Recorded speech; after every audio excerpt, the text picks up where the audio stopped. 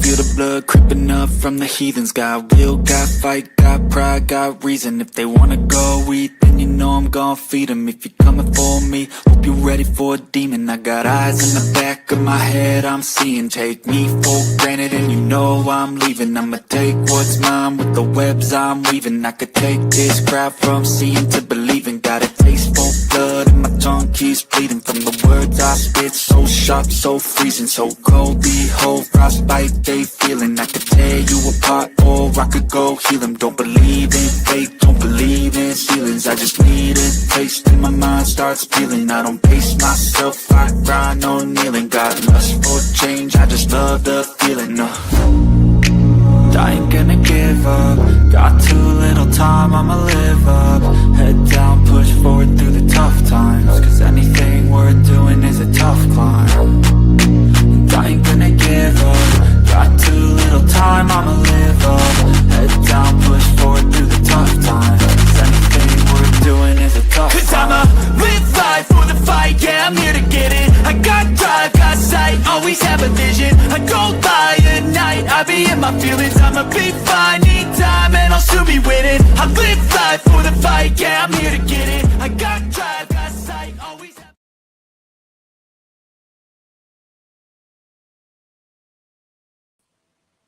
Hello, everyone. I would like to welcome you guys to another episode of Secular Activism Unfiltered.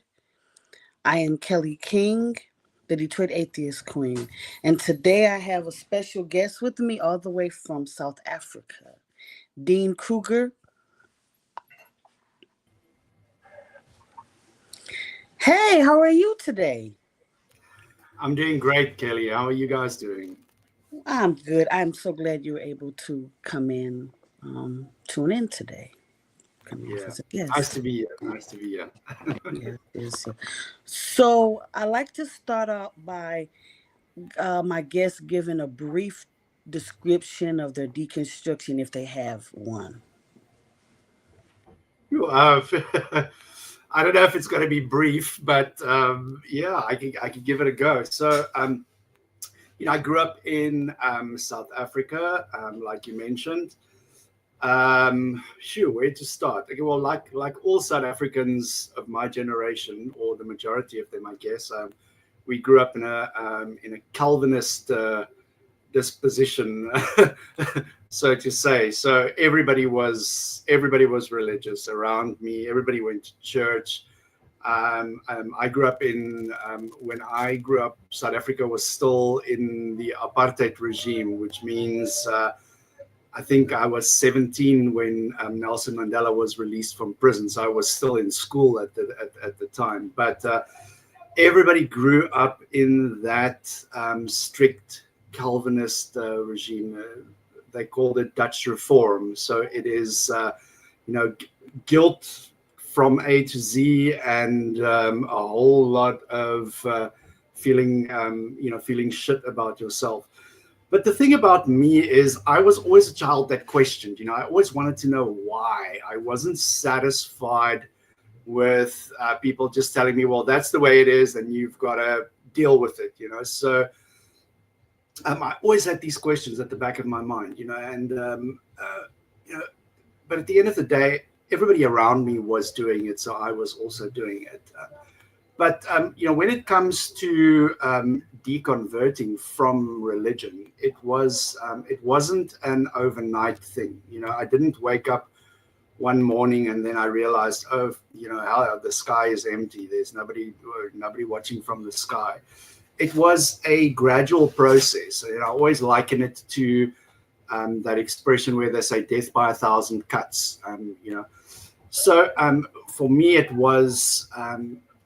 When I left home as a young adult, the first thing I did is I moved to another city. And the city that I moved to had a very big South Africa was colonized by a lot of different places, the Dutch, the English. But the city that I moved to, there was a large influx of Indian migrant workers that they brought in to work on the sugarcane farms way in colonial Africa. And so my first encounter with another religion was Hinduism, and all of a sudden I said to myself, well, fuck, look at this, this is something new, this is something else.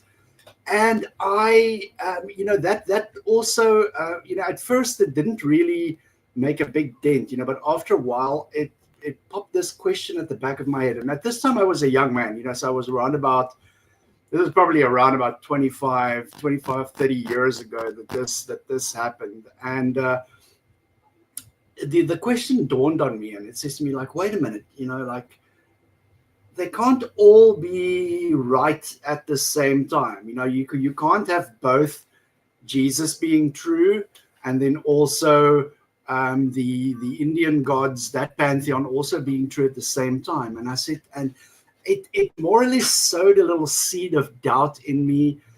And then I went on a couple of years, and then I moved to another city, and then I encountered another religion. There was a bunch of Muslim people that lived in that city, and I said to myself, wait a minute, there's another one here.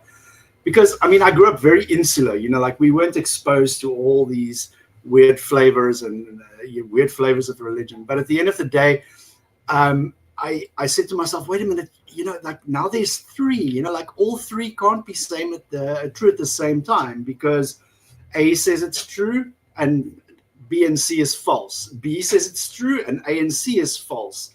And then C says it's true and A and B is false. And it never dawned on me to ask this question only until a few years in. This is probably about 20 years ago. And the question that I said to myself is, they can't all be true at the same time, but they can all be wrong at the same time. That's a distinct possibility. And it was basically the first major knock to believing, in anything supernatural. And it was a lot of asking these uncomfortable questions and being in an environment where doubt wasn't necessarily frowned upon, where people actually encouraged these questions. I made some new friends, and I met my one friend was also complete agnostic, didn't really like the atheist label. It was still a couple of years ago, like there's a lot of baggage that comes with that atheist label. People think you run naked in the forest and sacrifice babies and have all this nonsense going down. So but that was my first time to encounter somebody who was so bold and courageous and saying, like, yeah, I don't believe this, blah, blah, blah, blah, blah, blah. And it wasn't long after that when I just let it all go, and it wasn't at first. I just said to myself, like, well, fuck this. It moved from that space where I was like, well, like, Jesus is definitely not true, but there's got to be something else, like there's got to be, I can't believe everything is just like accidental and blah, blah, so it was a long process, and it wasn't an easy process. It was a very dark and lonely place, because I didn't have like people to talk to and to bounce these questions off. So all of this was basically like an inside job. But at the end of the day, I just said to myself, like, fuck it, I'm too tired. I'm too tired to do all of this. Yeah. I'm tired to go through all of this bullshit.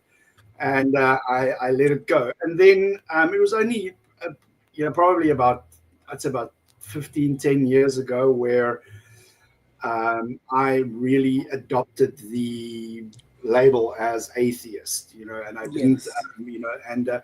And it's a couple of things that built up to that. I saw a lot of injustice in the world, and where I live especially, and I saw how I started to see, that expression, when you know how sausages are made, you lose your taste for them altogether.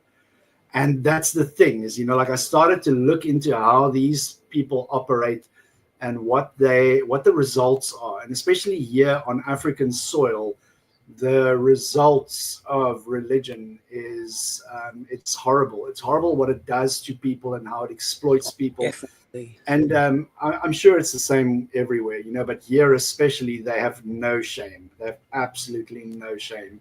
They will exploit people, and you only need to do a casual Google search for crazy African pastor or African pastor exploits ...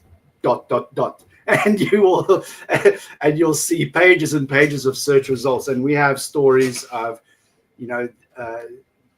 these people.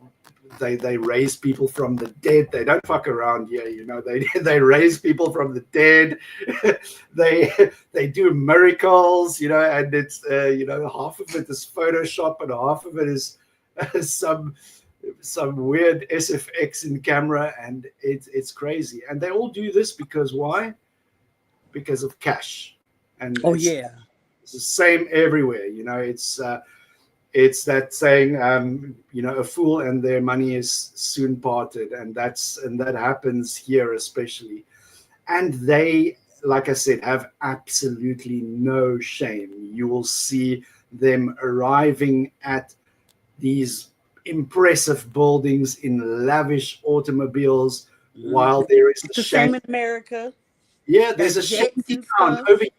Over here, you'll have a shanty town with people living in little boxes made with corrugated iron, cooking on fire, while this motherfucker rocks up in a Rolls Royce with fur coats and Gucci and whatever, and it's crazy. It's crazy. It's a shame.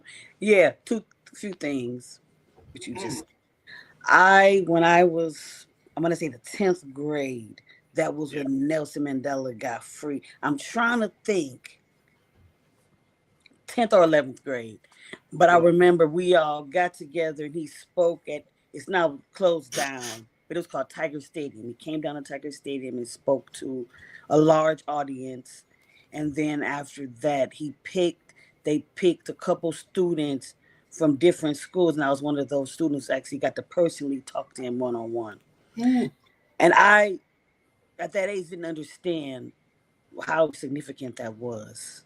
Yeah, it was a big deal. That was a big deal. Yeah, it now was a I got to actually talk to Nelson Mandela one-on-one. Yeah.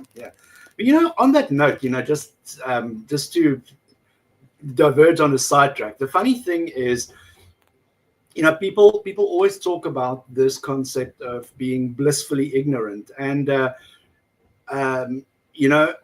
even looking at my parents, there was a very, very well-oiled evil machine of propaganda that ran in this country, and it. There's a lot of historical things that, with the colonizers coming in and encountering a very hostile native population, and then again, religion poisoned the minds of those people, because every single time they had a skirmish and they won a small battle or something, for example, all of a sudden they were God's chosen people. And religion gave a lot of the mandate, like apartheid was preached from the pulpit. It was preached from the pulpit in this country. How slavery was. Yep. 100%. So, I'm not trying to absolve anybody of any responsibility, because at the end of the day, everybody bought into it and nobody thought about it, but in retrospect, hindsight's always 2020, and I'm saying to myself, if religion, wasn't on this mission of saying, you are God's chosen people, you are here to subdue the land and, work the land and blah, blah, blah, blah, blah, then, it probably would have, people would have snapped out of it a bit sooner, because they didn't have this religious justification for it at the end of the day. Yeah, but it's, the funny thing is, I'm involved with a community group of atheists here as well, and the funny thing is, I've made it my mission, especially because I've seen what religion does to the African mind on a first-hand experience, and I've made it my mission to whenever I find an African atheist, a Black African atheist, I want to talk to them, and I want to talk to them and hear about their story, because, and you'll see the YouTube channel that we run as well. You know, like we try to highlight those African voices, and you can go to every single country in the continent of Africa, and you will find free thinkers. You'll find people who have snapped out of it, so to say, who see it for what it is. And it's going to be a long, hard journey of waking people up. But you know, I love truth too much. I love truth too much to believe in a lie anymore. And people will always say to us, like, you know, what are you offering people in return? You know, what are you offering people in return? You're taking away not a lie. Exactly. And then they say, like, what are you offering them in return? You know, are you offering them anything? You know, look at the church. It helps them with charity. It gives them community. It gives them a sense of belonging. And like you said, I always ask them, I'm the type of person that prefers to be slapped with the truth than to be kissed with a lie. So, you know, any day you can come and give me a big, cold, hard truth slap, and I will appreciate it far more than I would, you know, your comforting lies. And the thing is, when you empower people with information, when you empower people with truth, they tend to become more independent. They tend to become more self-reliant. And that is something that religion also does. It teaches people that they are not worthy. They're not worthy of love. They're not worthy of recognition. And that everything about them is, you know, they have to pay some deference up on high. And it teaches people to be victims. It doesn't teach them to be the masters of their own destiny. And that is something that we've noticed as well. You know, like in our community especially, you'll find some fiercely independent people, and people who stand in their own truth, and people who live in their own truth. Because I wish that for everybody. You know, I wish for everybody to have an idea or a principle that they hold very, very dearly, for that to be challenged, and to be shaken up, because it builds so much character. It's not comfortable, but it forces you to look, you know, deep within, you know, to find out the motivation for, you know, and that is the thing that also played a big role for me. Is like, I asked myself not what I believed, I asked myself, why do I believe it? Exactly. Why do I believe it? Because, you know, whenever you ask people to tell you about why it's true or why this happened, you know, like, then they always tell you what happened. No, but, you know, there was a Jewish carpenter and a blah, blah, blah, and a this and that. and all of a sudden, you know, in the storytelling, the truth gets lost.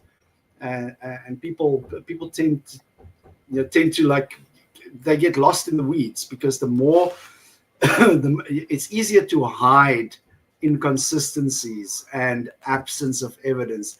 It's easier to hide those things in a big tall tale. And we Africans as well, we love to tell stories. We're a nation of storytellers. And I'm going on a tangent here. Oh, hey, go ahead. I'm on for tangents around here. It's cool with me. Yeah. So, like, what got me is when I started deconstructing, and the funny thing is that my daughters came to me and was like, "Mom, I'm starting to doubt this religion thing," and I had not talked to them myself, and I said, "Me too." So they started showing me videos where they were talking about pre-biblical stories that happened in the Hindu religion, stuff like that, that was describing the Jesus story.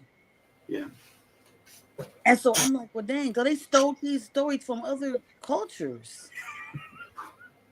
Yeah. And that's one thing that got me thinking, like, are you serious? So we went down that rabbit hole and everything. Yeah. Yeah. And I'm like, that don't make no sense. Yeah. Why is this why we believe in this? I Yeah, can't anymore. yeah. It's crazy.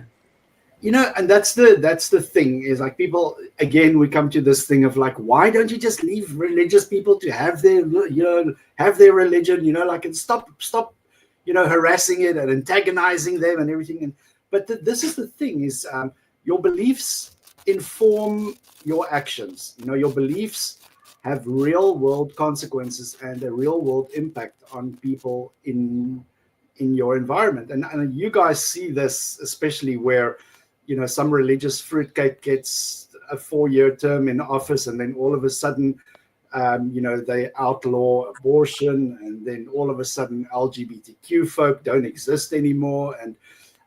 So it has real world implications, and people are, and I say to people, how can you ask me that question? Why do I rally against this? Because it affects real people. It affects real people, and it has an impact on people's lives. So I'm the type of person I don't stand still in the face of injustice. I don't stand still in the face of oppression, because I have a real world experience of that, not only in the religious context, but you have a lived experience of seeing both sides of the coin, of how it was and how it is now. And also then it leads you to think of how things can be, and how a world can be much better when you remove all of these oppressive and regressive ways of thinking.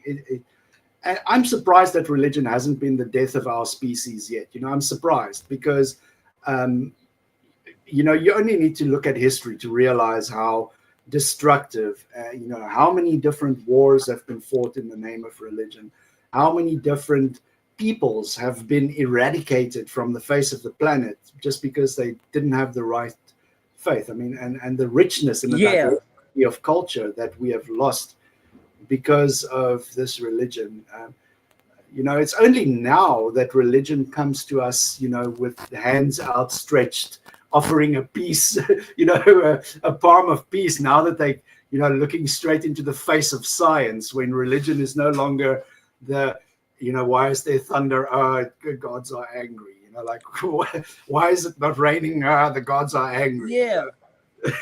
Two things I'm going to say, then I'm going to ask you another question. Because I remember like during COVID, and people were sitting there putting posts and statuses saying, "Dear God, we're sorry for what we've done, that you want to curse us."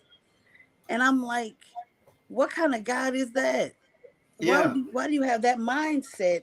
No, things just happen. Scientific virus and germs come, and we're not safe and not careful. That's how this virus got spread. It's nothing to do with no God and things like that, But that's my other thought. I guess it doesn't matter. I'll just ask a question. Oh, people went crazy. People went crazy with the pandemic. Yeah, It's like, they was like, God.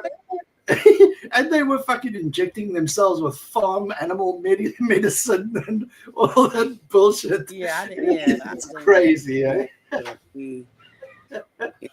But see, people don't like change. Yeah. So they don't want to go through the process of evaluate. They want to just follow the leader. Yeah. And we have stepped outside of that and start thinking for ourselves. Yeah.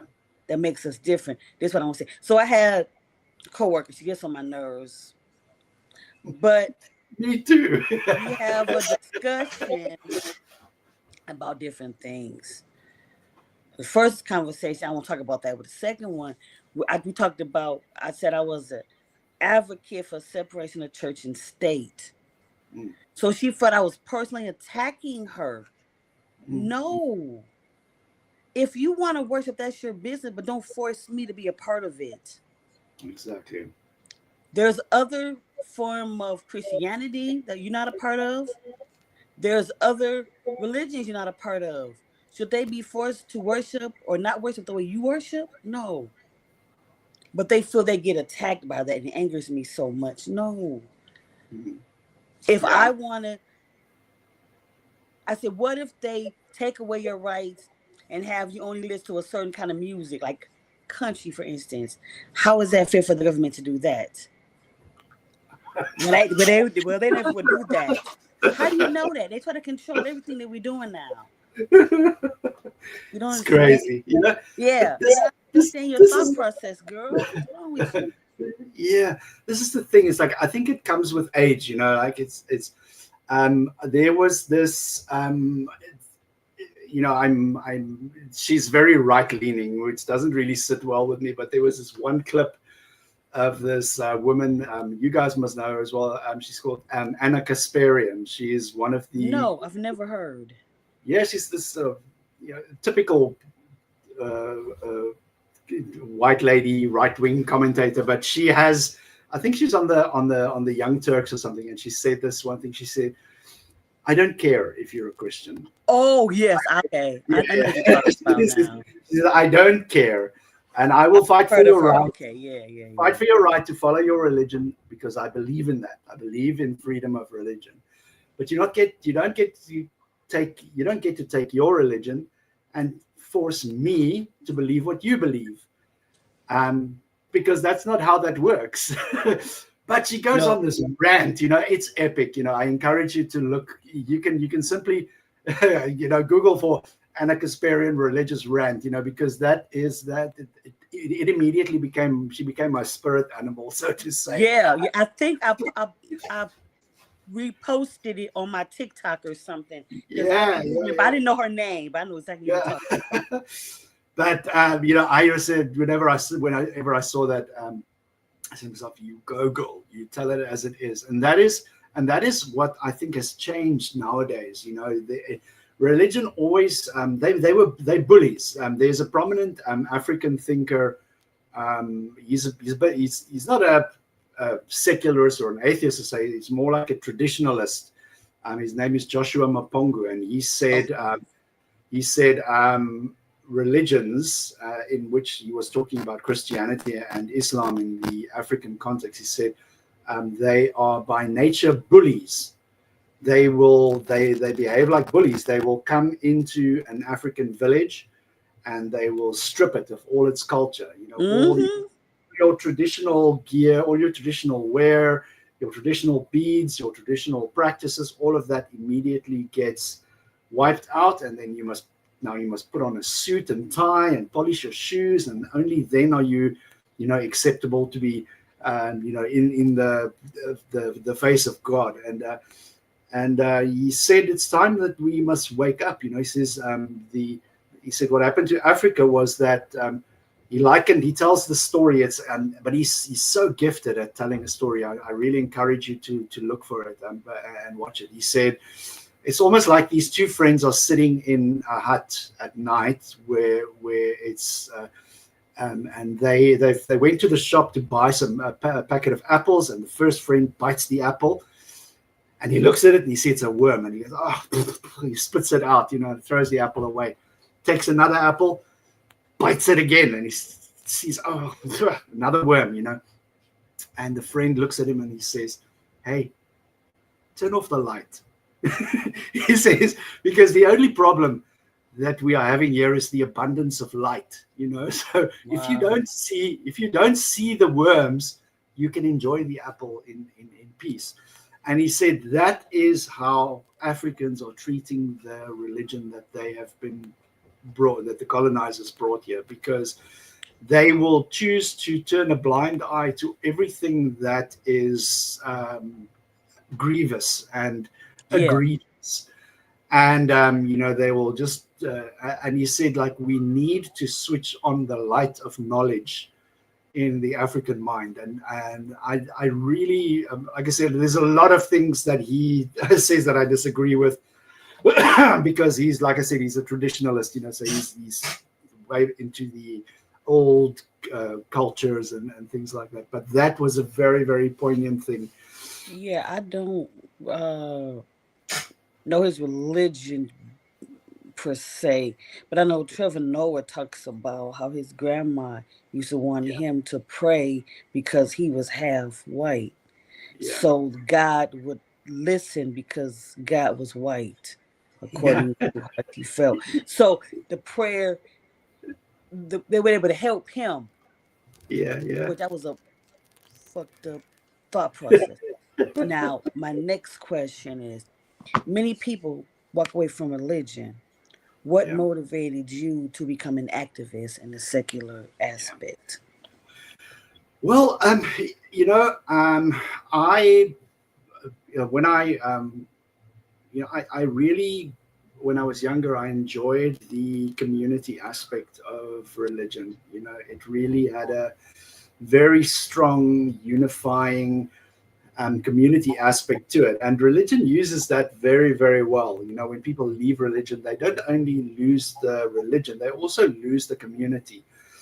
And I said to myself, fuck, there has to be like a free thinkers or a skeptics group or something that I can get involved in. And that is the main reason for me getting involved, in the community that I am managing at the moment. So I discovered Armin Navabi's,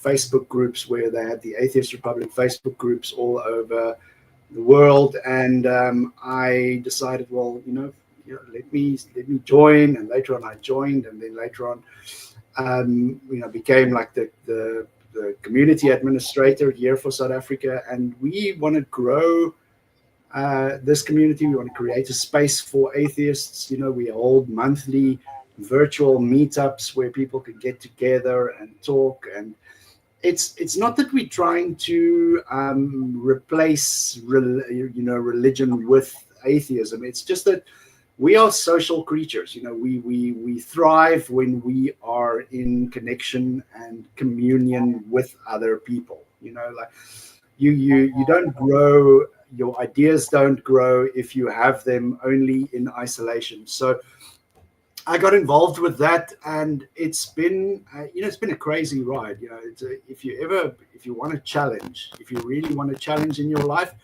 try to organize a group of atheists. Just go ahead.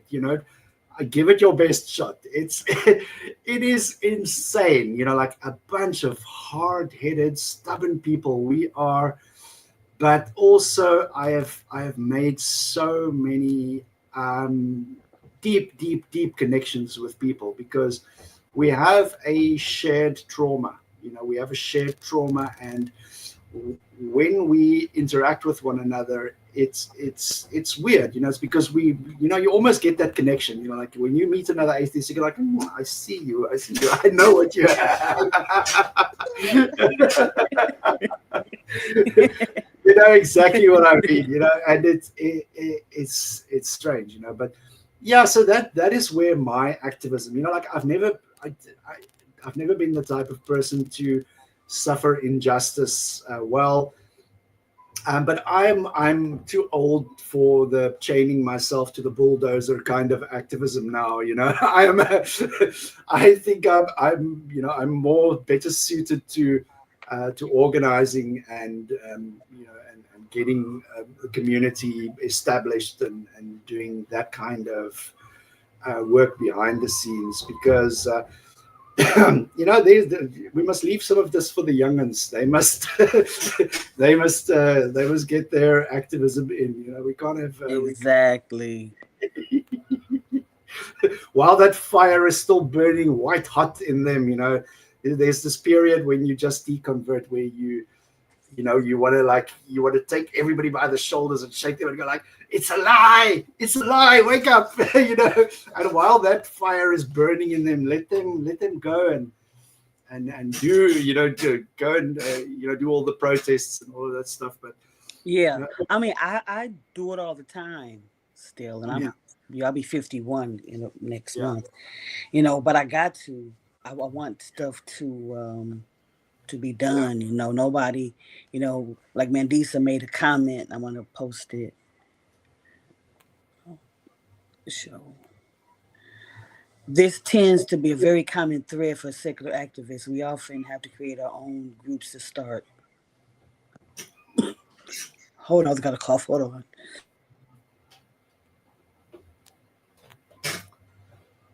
Yeah. Cough will not go away. But yeah, I know with me, It's the I had devil. to. The devil is riding you. Yeah, be like, you're not gonna finish this interview. Let me take a cough drop. So yeah, with me, yeah, like Mendisa had set the foreground, just like Armin did, where it Yeah. was the space for you. All you had to do was just start your own group within that, but you had the protection of Yeah. that main group. And people are like, I don't know Exactly. if I can do it. I did it. You can do it. Yeah. Yeah. Exactly. We are in exactly the same boat as well. It's when I was looking for to get more active in a community-based thing, it's the same thing. We standing on the shoulders of giants who walked this road before us, and we owe the people who have paved this way a big debt of gratitude, because without the work that they've done to initially establish these communities that we now partake in and that we are a part of, none of this would have been possible. So I am, it's not like I am going like, oh, thank you so much, you're so great. It's just like I recognize it, and I say, great thinkers have come before us, and we are merely walking ahead in that road that they've started building way back then. And it's interesting, like you start looking at atheists in history, and that is a rabbit hole that you can go down on, and you get some amazing people, Mm-hmm. especially people who are way ahead of their time. I mean, I don't remember the name of this, but there was an African American woman, Butterfly McQueen or something she was called, and Yeah, I yeah. Mm-hmm. I read some of the stuff that she said, and I'm going like, man, this was way ahead of the time. And it's crazy how these people were just swept under the rug and ignored. So in our consulate, when we have a public holiday here called Heritage Day, and every Heritage Day that we have here in South Africa, I make a point of finding one particular atheist activist from history, and we sit and we discuss and we talk about it. And it's just, it's not a way of it's not ancestor veneration or anything, but it's good to remember where you come from and what the road that people have walked before us, because we learn from that. That's the quote. That's it. I love it. Yeah, I love it. Yeah. I resonated as a child, was very fascinated with Langston Hughes, and later on I found out that he was a free thinker as well. So I'm like, Yeah. man, one of my role models, because I liked to write at the time Yeah. when I was in school. I might start doing it a little bit now, but yeah, I was like, man, to think that a lot of people that I really looked up to thought too wasn't part of the dogma either. Yeah. Yeah. Yeah. So that was amazing to me to think that. Yeah. But just like I had talked with Sickler Reddy was my guest a couple weeks ago. He's an And amazing so guy. yeah, he's cool. He's a pretty cool guy. Yeah. Yeah. So but anyway, so I was like, here you are, like you and my daughter about the same age, and you guys decided religion was BS. And I was almost 40, or if not 40, when I realized it. I feel some kind of way, like I was that ignorant for that long. That other people came on there and said, well, I was 50, Kelly. Don't worry about it. Yeah. Somebody was Yeah. like, I was 60 when I deconstructed. As long as you did it. I said, yeah, Yeah. but still, I feel some kind of way that I consider old Yeah. when I left I religion. I also, I try not to be resentful, and because I honestly feel that there's some part of me that feels like religion has taken something from me, You know, it's taken some of the best years of my life believing in this lie and everything, you know. And I said to myself, you know, like, why are you resentful about this? You know, like, it's part of who you are. It's part of your identity. It's the road that you've walked. And you can't go back and change it, you know. So being resentful towards religion is sort of like wanting somebody else to die and then drinking the poison yourself. You know, you're only making yourself sick at the end of the day, sitting with this resentment. And I chose to channel that resentment into action and activism. You know, and every time that I feel that we are making strides against religion, that resentment towards all the time that religion has taken away from me, that diminishes every single time that we have a secular victory or a victory for free thought or something like that, or when we, you know, when a religious critic, you know, a critic of what we do, when they go silent, we know that we are, you know, we are vindicated and we are walking in the right path. Because at the end of the day, I feel that truth just has what's the word? It has the power on its side. You know, the truth will always, you know, you can only perpetuate a lie for that long. You can only They set you free. The truth will set you free. They you always say. Preach, my sister, preach.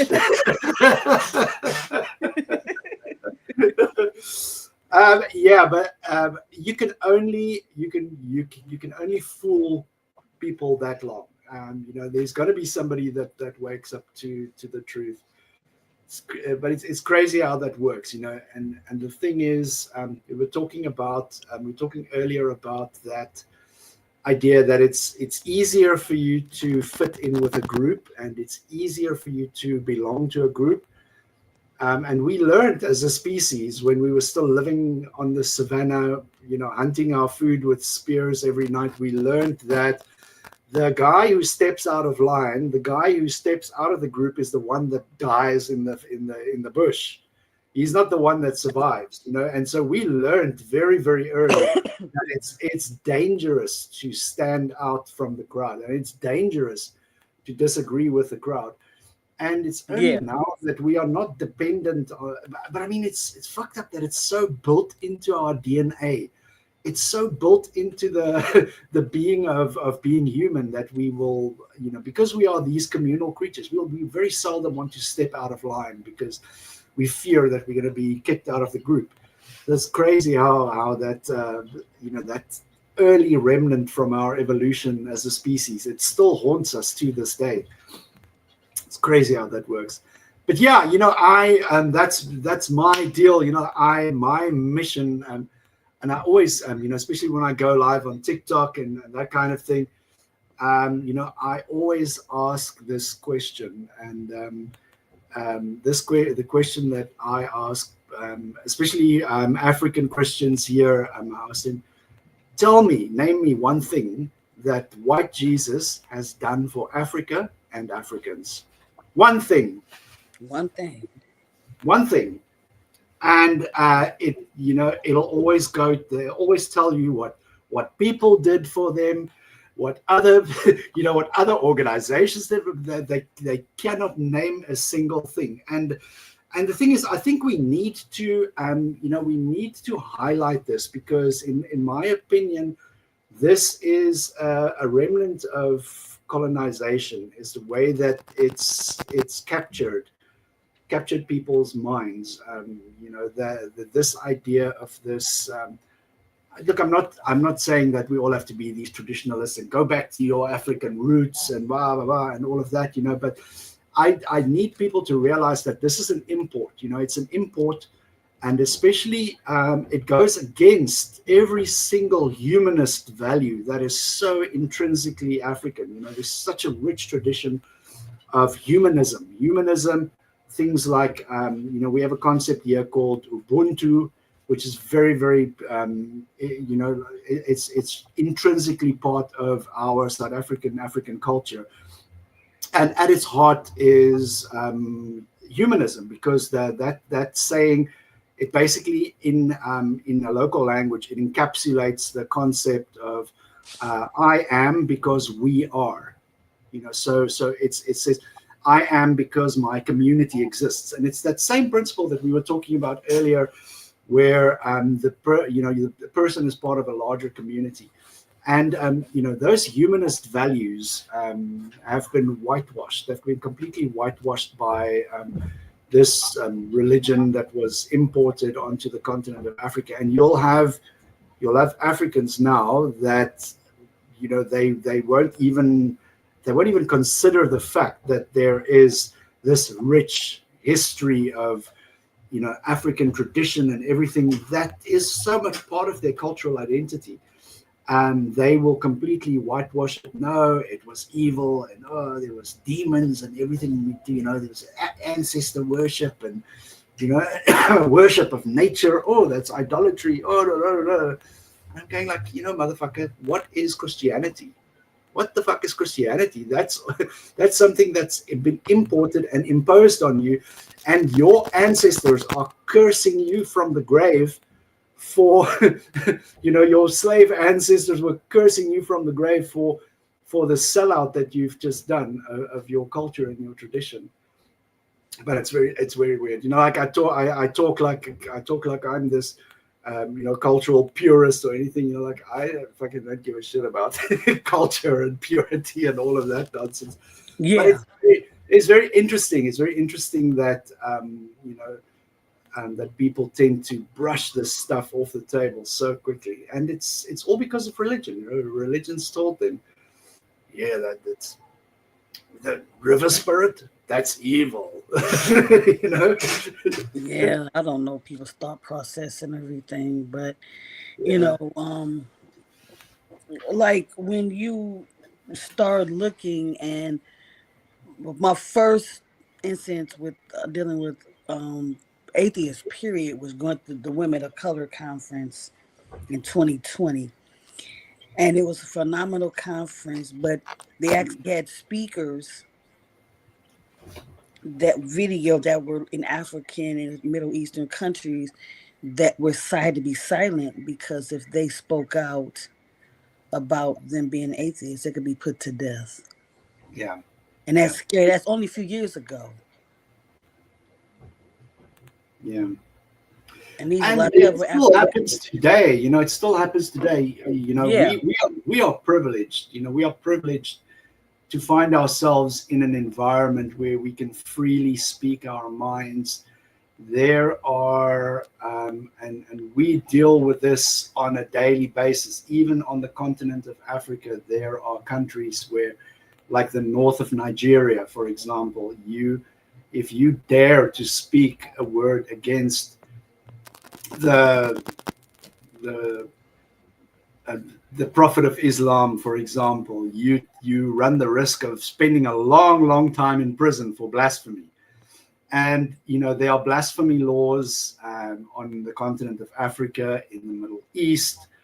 There are apostasy laws in the Middle East where people lose their lives just for leaving the faith. I mean, can you imagine the insecurity of a God? The insecurity of a God to punish humans for something as simple as disbelief. That doesn't say omnipotent creator of the universe to me. That says insecure daddy issues. I don't know what you would call it. But it's crazy, and that is something that, I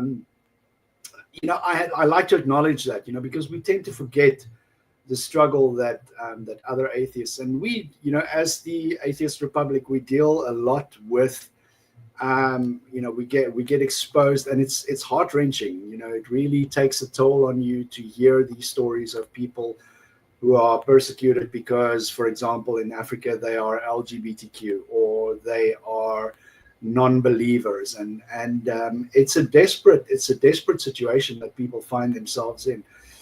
And we, sometimes I feel so powerless, because, deep down you want to be able to just go there and rescue a person and save them from all this oppression, you know. But at the end of the day, we are very limited in the resources that we have at our disposal, you know. So we try very hard to raise awareness about these issues, and I know we are, you know, fighting against the thunder at the end of the day, but it is, you know, that is what we can do, you know. And I, you know, like I said earlier as well, people always think that, you know, activism is you chaining yourself to the Greenpeace boat. Activism is something as simple as simply standing up and saying, this is the line I've drawn in the sand, and that is where Zeus and the Kraken and White Jesus and Mo, that's where that stops, and this is where reality begins. And you know, that is where I draw the line in the sand, and just to be that resistance.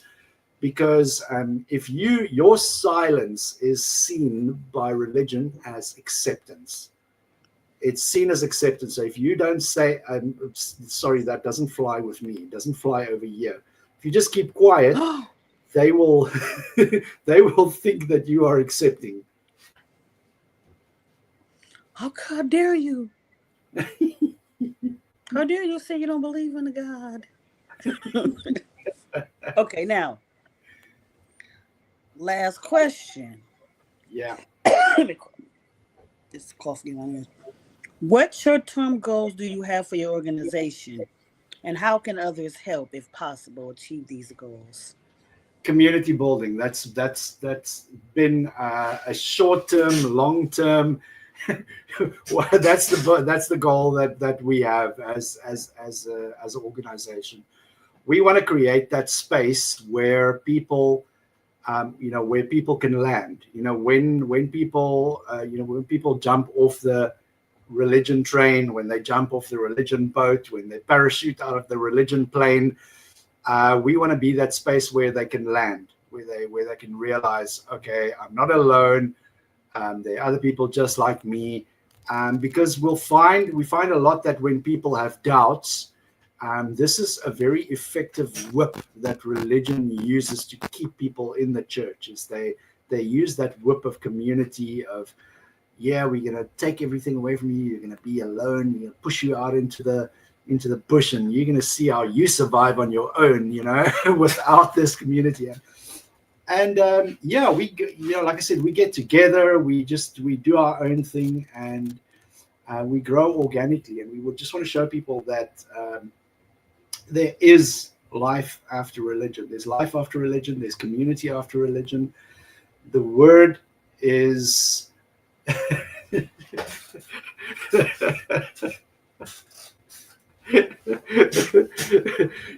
had to say that was funny to me. Yeah. I was like, you know. In the heat of the night. What was I saying? Yeah, there is life after religion. There's community after religion, and you know, you don't need to go through this alone. You know, it's a traumatic thing to leave religion behind. Some people equate it to the loss of a loved one. You know, and you need to go through that period. You need to grieve, and you need to realize what you've lost was not a, you know, it was more like a toxic uncle that was constantly poisoning. Many people do lose all their family. They walk away from certain, like the 12 Witness or Mormons or something. When they walk away from that, they have nobody. Yeah. And that's sad. That's true. We you know, we have some ex-JWs in our organization as well, and the most amazing open people that I've met is you know, some ex-JWs, because they really sacrifice everything, because those people, you know, when you leave that religion, they shun you. You don't exist. You're dead. They don't talk to you.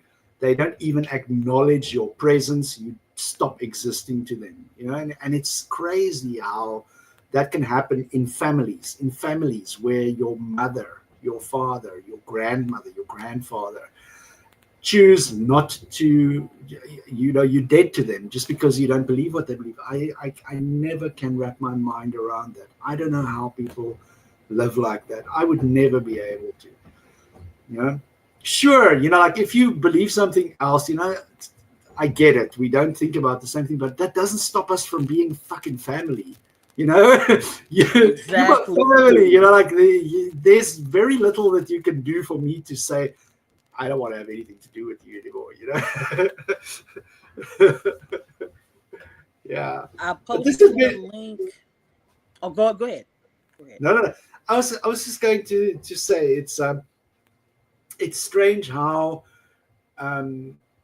yeah, you know, like for me, a turning point in my activism, atheism, was when I read that book, God Is Not Great by Christopher Hitchens. It was a watershed moment, literally, because there's this line where he says religion infects us in the most basic of our. I don't know how he worded it, but it infects the most basic thing of our humanity, and it's crazy. It rings so true because you'll have people and people struggle to make that distinction between I am not my religion. People have intertwined that into their personality so much. They'll think of myself, for example, I am John and I am a Christian. That's how normal people would think about it. But people that flip that around, it's like, I am a Christian and I happen to be named John. So it becomes such a big part of their identity that they filter everything. They filter everything through it. Like you're more than that. Sorry, I didn't get that. So what? No, I said you're more than just John the Christian. I'm just saying that person. You're more than that. You don't just isolate yourself as being that one thing. Yeah. But yeah, I mean, like when I can, I don't care what you're from. If your mission is to kick white Jesus out of Africa, to kick Mo back to the Middle East, you are my friend. If that is your mission, we gotta get those motherfuckers off this continent. Get out! Don't come back. You hit the road, Jack. Don't you come back no more. Go home. Yeah, I just be like. Yeah, no, that's been crazy. Yeah, no, I want to thank you so much for having me. Thank you for coming. This is a secular conversation that we've had. Anytime. Yeah, no, like I said, this is your link. I'm putting it right here. That's his link. I'm gonna fix it so it'll be in the description. Yeah. He has great content as well. I didn't know. I guess on your YouTube you have your the South Republic website on there, right?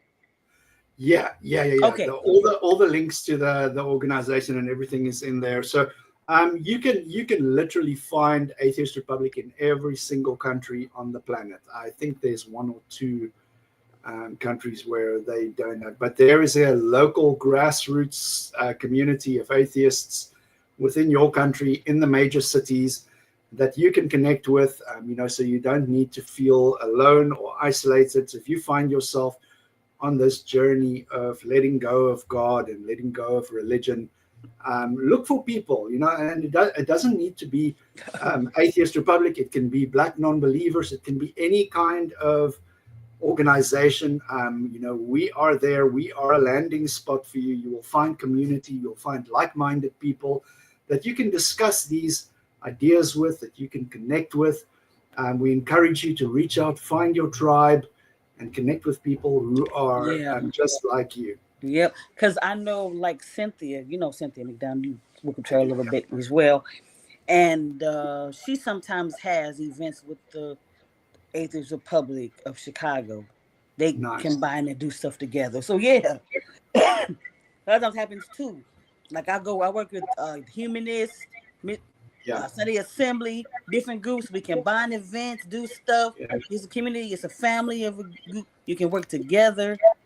This space. You see how I've been on his show. He's been on my show. That's how we do it. We spread the love around, get everybody aware of the different. channels and other things are around that we might have not been aware of. Thank you, internet, YouTube. Hold on. For that possibility. Now, I'm about to end the show. I guess we plugged everything we needed to plug already. I want to thank everyone. Sorry, you guys can find me on TikTok as well. Just search for Atheist Republic South Africa, or my user handle is Holy Dandruff, because I asked myself, like, would Jesus' dandruff be holy? Would there be flecks of holiness on the shoulders of the Almighty? You were the Pope of Atheism. Yeah. You was called the Pope of Atheism for a while. I'm watching your earlier stuff.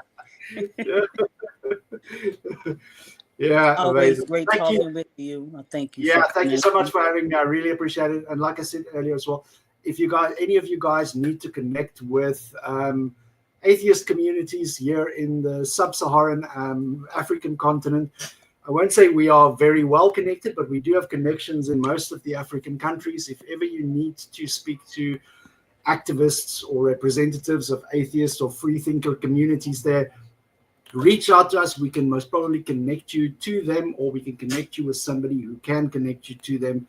So by all means, let's connect with one another and let's stay connected, because that's also something that we need to be mindful of. We're very quick to make connections, but we need to stay connected and keep those relationships with people going. Again, thank you so much for having me. I really appreciate it. Well, 1 o'clock.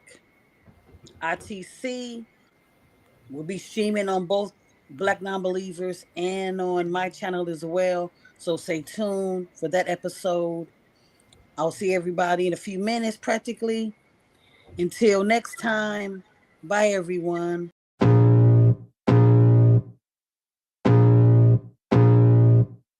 I can feel the blood creeping up from the heathens. Got will, got fight, got pride.